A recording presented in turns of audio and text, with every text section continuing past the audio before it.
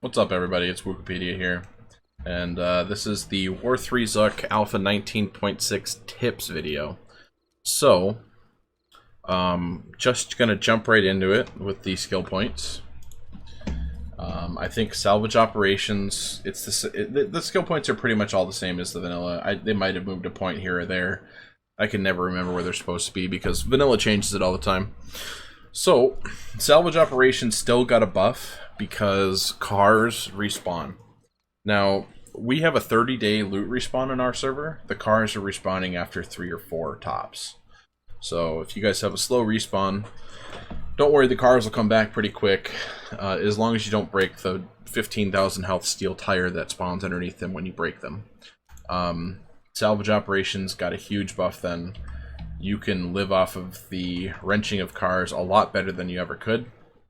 Highly recommend doing that with one of your players early, so you can take care of that. While doing that, you'll get all of the materials you'll need for pump jacks. So an HD pump jack costs this to make: some short iron pipes, mech electrical springs, and hundreds forged iron. So just move the scrap iron into the forged iron, you'll be good to go. These things will prevent you from needing to mine and gather a lot of things. They have a huge variety of things that come from them. I'm going to loot a couple here so you guys can see. As soon as we made these, we didn't have to mine anymore. So you can see here, I just got 6,000 lead. You can get stacks of raw materials out of these things. Kind of broken. Unfair, but this is a tips video. So if you want to use it, great, go for it. Make these things early. They pay for themselves very quickly. Like, you're getting all this iron out of here. You can make the stuff that you need to get more.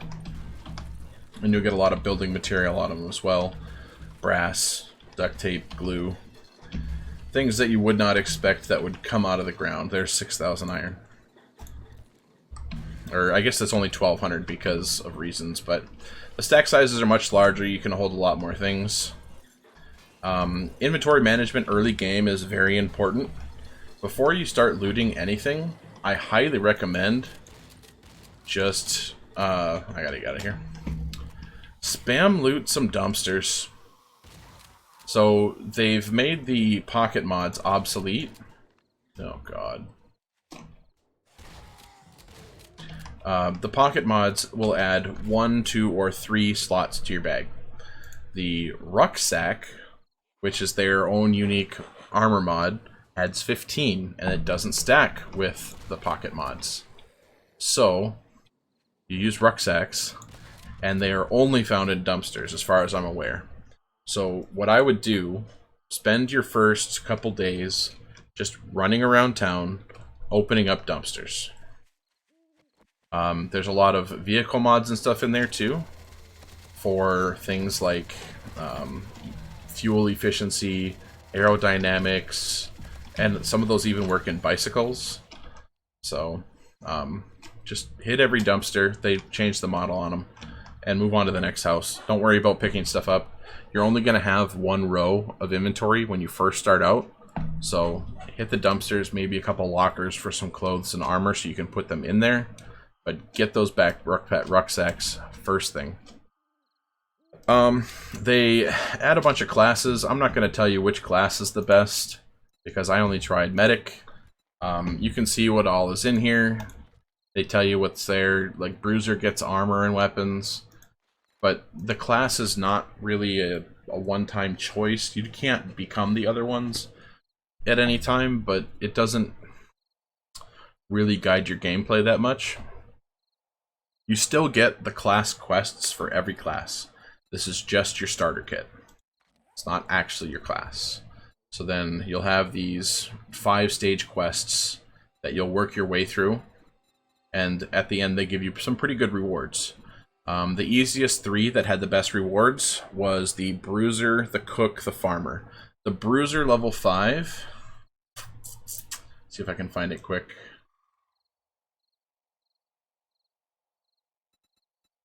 Bruiser 5 gave you a level 6 steel sledgehammer, iron sledgehammer, steel knuckles, HD machete, and a vending machine.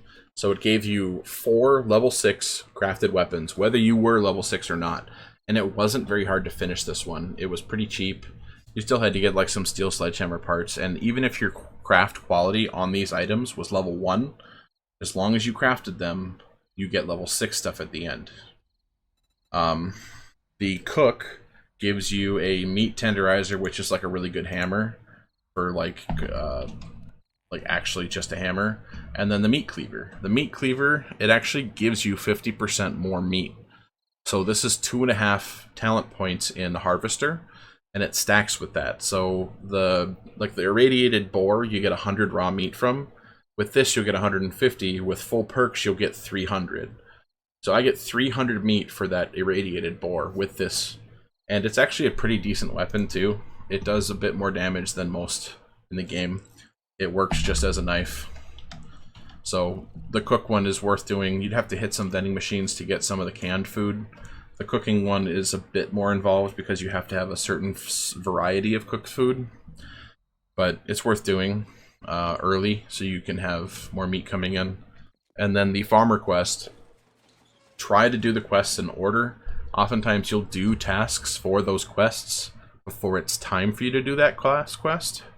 So like I had already planted all my blueberries before I got to like stage 3 or 4 of the quest where it said plant 3 blueberries.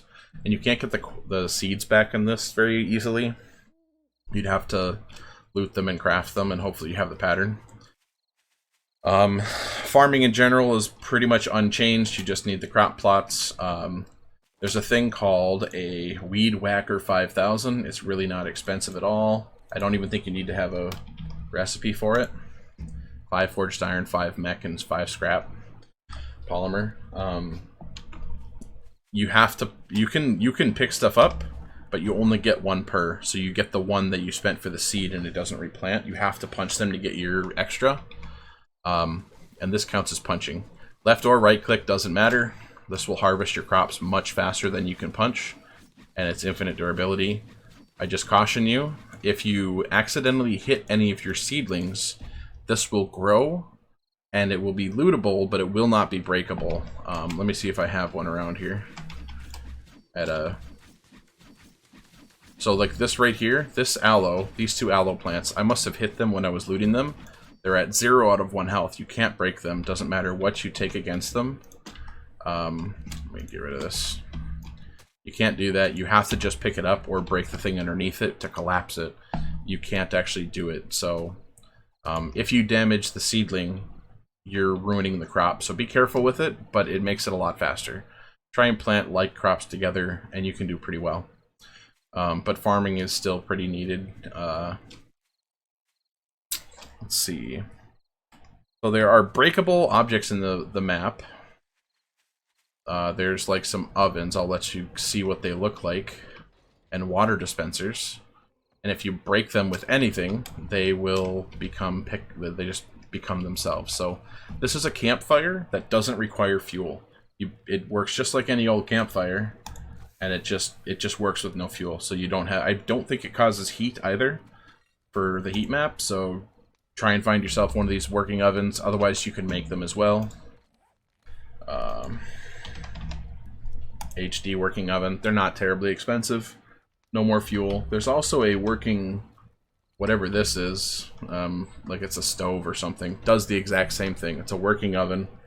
It might even be cheaper if you like the look of that better. This is a tier 2 forge. It's really only needed for forged brass and titanium. Once you know when you need them, go ahead and make it. Otherwise, just stick with the base forge. There's really not a huge difference, and it takes 2 of the advanced bellows to make it, and it's not any faster from what I can understand. After you complete each class quest, there are vending machines. They are stocked just like a trader, regularly with a very large variety of things, straight up from vehicles, weapons, tools of varying qualities. Use them if you want to. This is a water, so this is like with the breakable ovens that you can find in prefabs, this is another one that you'll find. This is a water dispenser. So this is, it looks like the one, but that has like a solid blue on the water top. This is a little bit different. So if you have water jars, it'll fill them up. So you can fill up large amounts of water in your base conveniently. There is also, if you're going to be making them, a working fridge also fills water. And this one has storage. The water dispenser doesn't. So if you want to have like a refrigerator that you stick your food in, like for your cooked stuff, whatever. I think they changed the health on this. I'm not sure. Maybe I'm a noob. Boiled meat is the best food per health ratio in the game by a mile. It's 15 health per 10 food. So it's like a small piece of stew, essentially, that heals you for a lot more. So like stew is 50 and you get half of that food in health. This is 10 and you get 15. I think they typoed it or something. So boiled meat is literally just meat and water, so go with that. But otherwise, stew is obviously still good. They added a ton of new food, and it's basically just the exact same food and health, so it's 1-to-1. But they take a lot of different things to make them. Save your canned food and stuff like that to make the quest items that you need to get through. A lot of these things that have like 5 and 10, we made them for quests. You'll need to make those things, but honestly, I don't think most of them are worth making. Just stick with the vanilla food for the most part. Pumpkin bread, whatever you got growing in the farm, it'll be fine. To do hot dogs and hogs and dogs. Let's hit vehicles first. Pretty large variety of vehicles. Whatever you want to look at. Don't make the airplane. It's impossible to fly. It's ridiculous. Anyway, it's just not a good vehicle. It's a really good variety of buggies, jeeps, trucks, armored personnel carriers, hot rods. These elevators are pretty cheap to make as well. They raise and lower 5 or 10 blocks depending on which one you make. They're both the same size. Very cool, very useful. Use them. I'm not sure if how zombies interact with them. Use at your own risk. Four-wheelers are the best vehicle in the game. All of the vehicles have the same storage, even the bicycles. None of them have any more or less than any others. Most of these vehicles are just slightly different in speed and gas consumption. Motorcycles are fine. Mini bikes, I don't think we ever made one. But there's some pretty cool looking cars. If you want to have the hostess truck or something, you know, go ahead for the memes. They're not that much different. The golf cart even. The only difference is a four-wheeler is a one-seater. So a lot of the vehicles are two-seaters. If you're playing with a friend and you want to be able to pick them up, maybe have a couple of vehicles that you can do that in. The four-wheeler is just faster. It's basically the same size as a motorcycle, but it just goes a bit faster. They are very snappy, and they fishtail a bit too. They lose control. They skid pretty well, but definitely very fast. Horde bases, just make your vanilla horde bases. We did like a little bit of a pyramid thing here. It worked just fine. There's really no difference in Horde Night. There are some bigger zombies you need to worry about. Nothing big that needs to be done. We have like a turret base over here that we use for junk turrets. I'll show you that. This is a crazy prefab. Below there are 4 chambers filled with just solid ore. There's one with potassium, coal, lead, and whatever the other one is. Potassium, lead, coal. There's iron mixed in, but I can't. My brain's not working. Anyway, there's a ton of bookshelves in there too. Those are pretty important. Definitely check out that prefab. It's a little bit too strong, and it's a tier 1 technically, so you'll be able to reset it right away. But you do have to get through some reinforced vault doors to get to the ore. Bring some TNT or some C4. But yeah, this is our little junk turret base. I would sit down here with 2 turrets, and they climb up there to go over here. My buddy would sit up here with 2 turrets, and it's just boring. There's really not a lot to do. Get your XP and get out. We're trying to get some screamers to spawn. All we got was screamer bears. There's like giant burning animals So, yeah. Just more meat. There's a ton of different guns in the game. Go ahead and make them if you want. Why am I getting 4 times melee damage? What? Is this guy taunting me? There's definitely some unique zombies out there. But just gun them down. There's some stuff running around over there. So we will check out the hogs and dogs. It's such a stupid recipe. So you hit paper. War3Zuk, kill the dogs and pigs. It takes 50 paper to start this quest. You just pick it, and that's your quest. It's like those little yellow pieces of paper. You'll have to be prepared to do it. It's definitely not the easiest thing in the world, but it makes farming a lot easier. And once you get situated enough where you have a good amount of extra bullets and you've got a couple points in your meat harvesting, just go find an animal sanctuary and kill the 45 bears that are inside.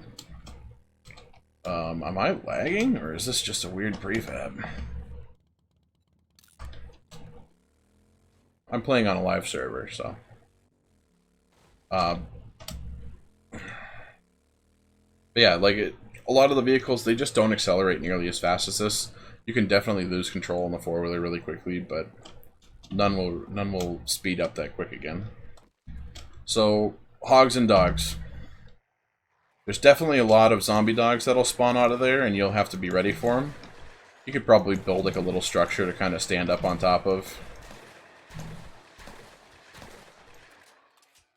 But there's a whole bunch of giant pigs.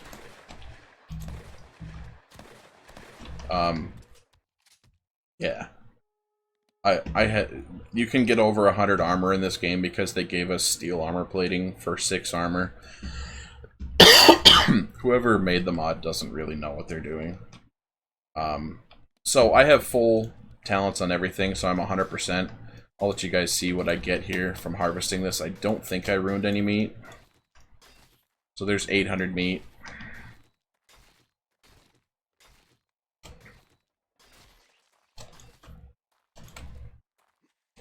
So I got 800 meat and 250 spoiled, 800 bones, 300 leather, and some animal fat. That's from 50 paper and some bullets. So if you need food, it's not hard to get. It's kind of silly. And then there's like a machete quest as well. And I think that gives you a machete, but you have to have a machete, and it gives you a better one. This one will just lead you to a trader. I don't know why they put it in there, but it's there. It's a really fast-paced game. Don't be too invested in it or anything, but we had a pretty good time. Don't waste your time making hazmat gear to get into the radiated zones until you're ready. They're just packed full of zombies, and there's not really any significant reward. They are kind of premium prefabs to go into. They're like a Shotgun Messiah type thing. There's a lot of stuff in them, but it's not like endgame story type thing. It's just more prefabs. Traders. These ones are mostly open at night. There'll usually be one of them in here that'll kick you out. So like, she'll talk to me. And then if I go over here, so the guy in that corner will kick you out every time, but you can come in here and talk to the rest of them. There's traders everywhere. So this is a quad trader. And in one of the other towns we had 16 traders right next to each other. Just mark them, use them if you choose to. This is another quad trader. So we have 4, 8, 12, or I guess it's 12. I thought there was another 4 here. Guess I can't do math.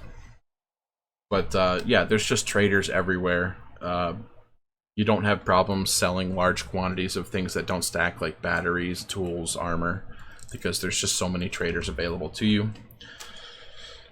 You can open up these hardened chests with lockpicks, but you won't be able to break the stuff inside. All the stuff in here is immune. Be careful when you're doing the quests. Try to focus the quests early. There's a lot of things in these quests that are really simple that you'll do before you're on the quest to get credit for it. So you'll waste your time doing something again We had 4 or 5 people playing. I think we ended up making like 12 HD augers for the quests that we did. So, as we made them for everybody, and then everyone had to make more. So, go through the quests, prioritize them a little bit more than we did, but some of the quests are very expensive and not worth everybody doing. Like the mechanic and the engineer, maybe have one person do that. Maybe not everybody, but enjoy the pack. There's a ton of different guns. The HD guns are a little bit more powerful than others. Fortitude's pretty crazy. You get Huntsman and Living Off the Land. I don't think any of the perks really moved around other than that. Have a good time. Salvage is OP. If you guys want any more information or have any questions, hit me up in the comments. I'm still answering mod questions from years ago on other videos. I stream every night on Twitch. You know where to find me. Have a good night.